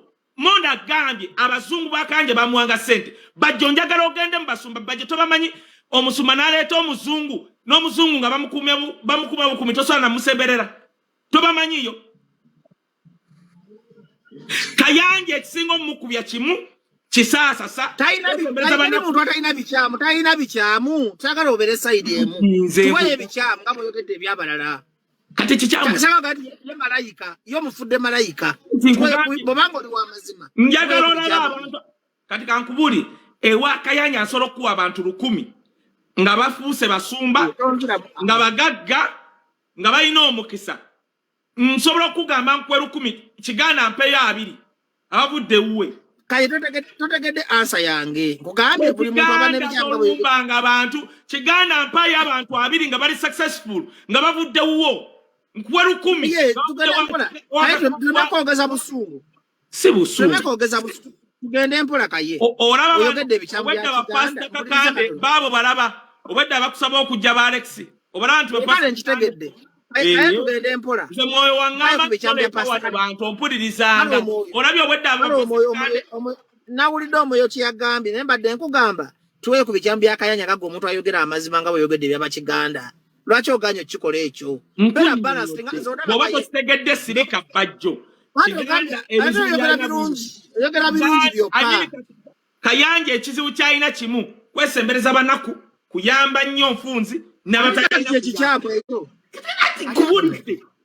Nkubuulira njagala Kiganda emyaka gy'amaze mu tuwe wa Kayanja Kaye. Tuwe ku isole wa Kayanja. Ngenda mukuwa leka tumalize bya Kiganda. Leka tumalize bya Kiganda. Tumumaze. Tetunaba. Nzija. Bujingo nga tanafuma Serwadda. Eyasooka ovuma kitaawo w'omwoyo ali Kiganda. Sirikako. Manyo yagala Kiganda. Ekyo kimu. Wato nga twabitegedde ng'ebiratojjamu. Ekyokubiri. Kiganda. Yatandika radio kukompitinga na Musumba we Serwadda.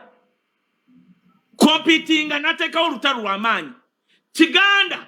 watima yawala na gundi. Oyo musajjani, oyo musiramu oyo. Yali omusiramu. Jamada. Kiganda tasobola kuwa muntu sente miliyoni. Tekiriyo azirika.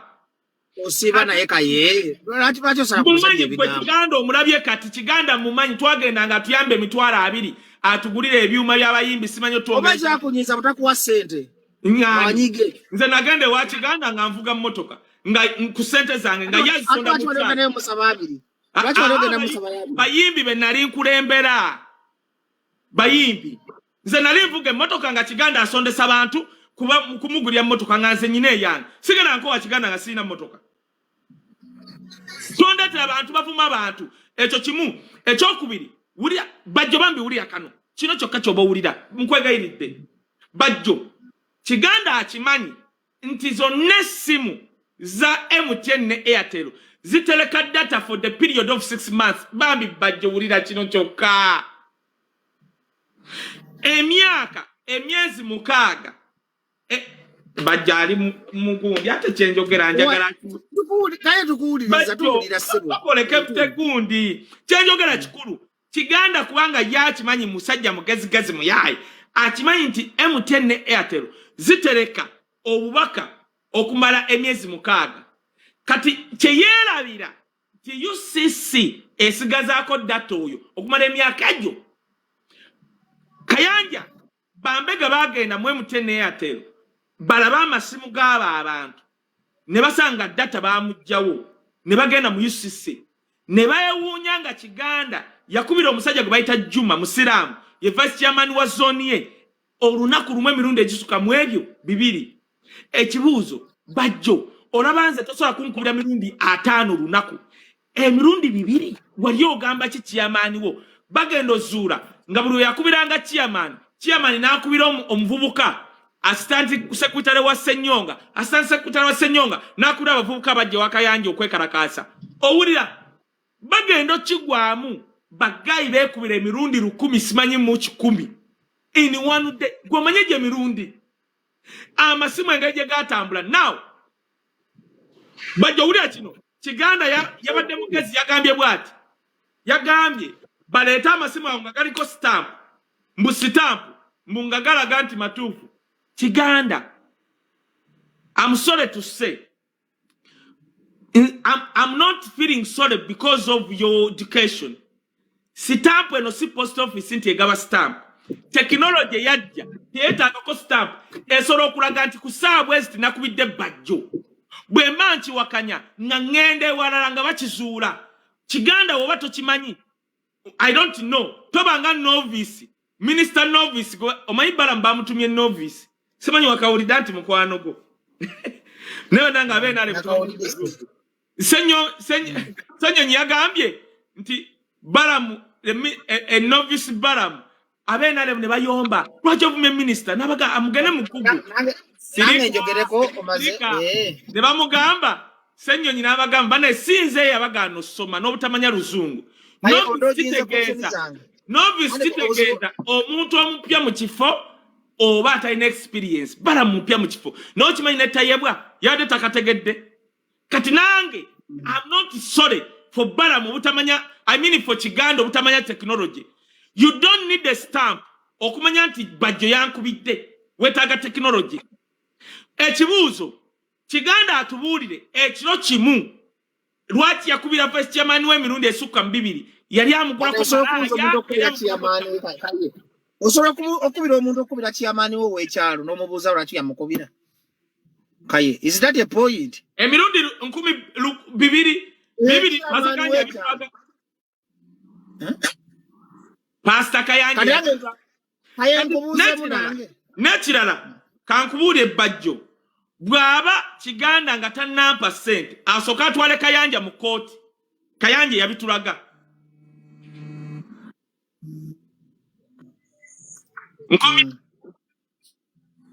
kolisebo nange njogereko naye okitegedde nkitegedde kati Kaye Bajjo Kiganda takusaba kebaita stamp zikola ku posta technology alaga gamba Kaye wali wano ku live no gamba Kayanja bamuwarana bamusibako ebintu ebyo olwokuba tayagala government ne bagamba musajja government ye mubezezaawo abera ne bajeneti ku mukolo gwe government yunayi yaliwo bo batajagala ate baba bamuwaranira ki jega tugende empola Kaye katuddemu byali bigambo byo katuddemu byali bigambo byo sirika katuddemu don't worry abudde katwenda okunkubira we approach tugenda mu weekend bantwala Brugundi Brusite njagala kati wuliriza gwe tontu salate nze najja kunaabako mu North America nakweyagala kati tu bakula masimu time kati mpuliriza bulungi kunnyonnyole sebo one abantu bonna abajja nga mutabani wa Kayanja kubaita Robert Kayanja Junior wa government yaliwo sirika Bajjo lwaki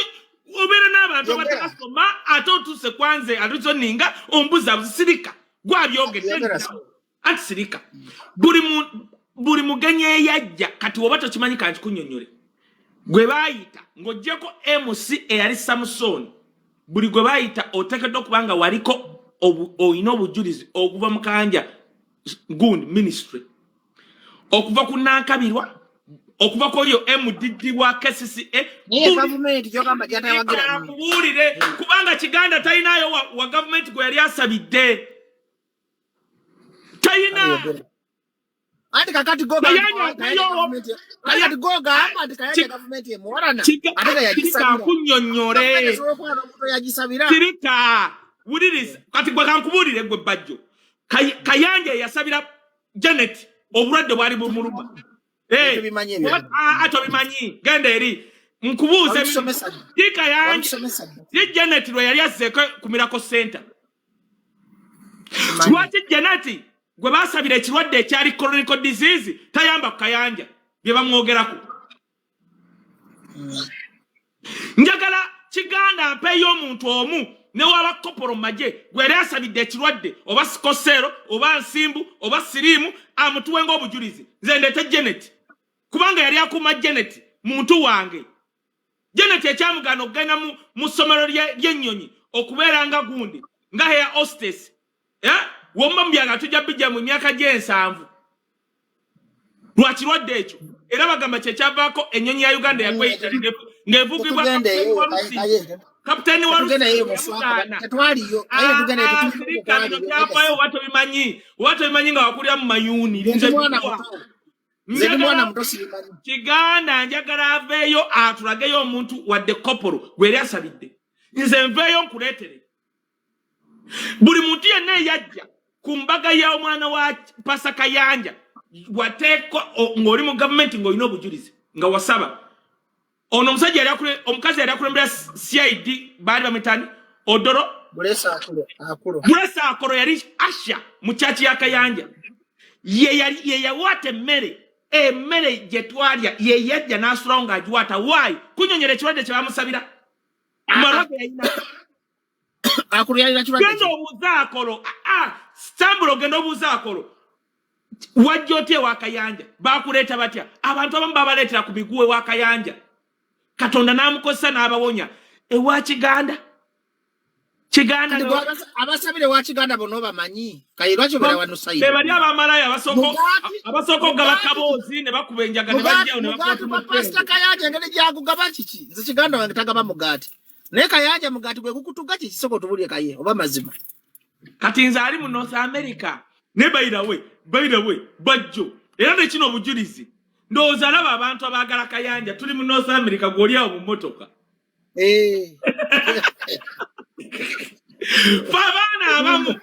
Abana abamu bagoberera musumba Kayanja twogera mu North America tojja kunaabako gwoli awo nakati Kaye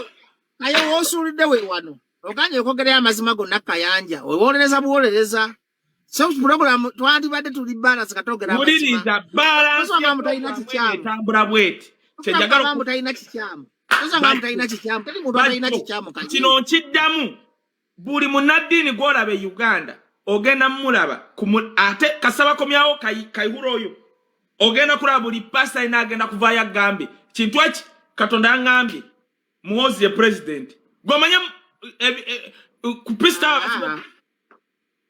tutegedde kugambe mpako bikyamo bya pastor Kayanja kale okuva mu butobe ko mumanyi nga boyogedde byaki kankubule